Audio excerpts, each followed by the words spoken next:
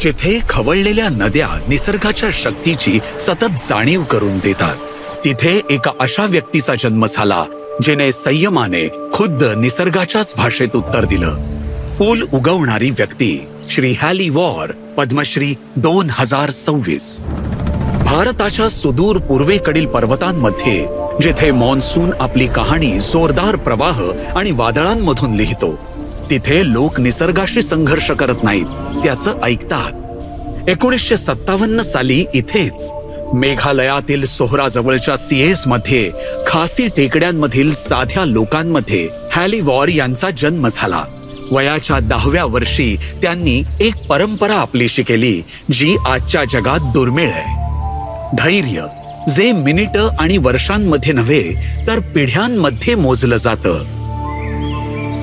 नद्यांवर जिवंत मुळांचे पूल बांधण्याची परंपरा, खासी लोकांच्या समृद्ध वारशातील एक अनमोल ठेवा. रबर फिग झाड, फिकस इलास्टिकाच्या हवाई मुळांपासून बनलेले हे पूल दशकांनी तयार होतात. ते पिळवटतात, मजबूत होतात, वाढत जातात आणि जंगलाचाच एक भाग बनतात. हा मानवी कल्पकता आणि निसर्ग शक्तीचा एक विलक्षण संगम आहे. माझे आजोबा मला जंगलामध्ये घेऊन जायचे. तिथे मुळांचे पूल नव्हते. लोकांना नदी पार करण्यासाठी मैलोन मैल चालत जावं लागायचं. आमच्या शेतांपर्यंत पोहोचण्याचा तोच एक मार्ग होता. माझ्या आजोबांनी मला जिवंत मुळांचे पूल कसे बनवायचे हे शिकवलं. त्याने मला शिकवलं की मुळं कशी निवडायची आणि त्यांची काळजी कशी घ्यायची.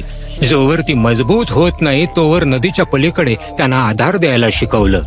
ते मला म्हणाले की हे पूल केवळ आपल्याला नदी पार करायलाच मदत नाही करत, तर ते आपली ओळख सुद्धा आहेत. आपल्या जबाबदाऱ्या आणि काळी मिरी आणि सुपारीच्या मळ्यांमधील कामाव्यतिरिक्त हॅली वॉर पुलांची देखभाल आवर्जून करतात. पुलांची स्वच्छता, ते मजबूत करणं आणि त्यांच्या वाढीला दिशा देण्यासाठी. कारण जिवंत पूल कधीही संपत नाही, त्याची काळजी एखाद्या सजीवाप्रमाणे घ्यावी लागते. आज दरवर्षी 10,000हून अधिक पर्यटक या अद्भुत रचना पाहण्यासाठी सिएझला भेट देतात. त्यातील सौंदर्य, त्यात असलेली बुद्धिमत्ता आणि अशा इंजिनिअरिंगने आकर्षित होऊन ज्यातून कोणतंही प्रदूषण होत नाही. मला आनंद आहे की मेघालयात आम्ही आमच्या परंपरांना महत्त्व देतो आणि जिवंत मुळांचे पूल वाचवण्याचा प्रयत्न करतो. त्यामुळे केवळ मलाच सन्मान मिळाला नाही,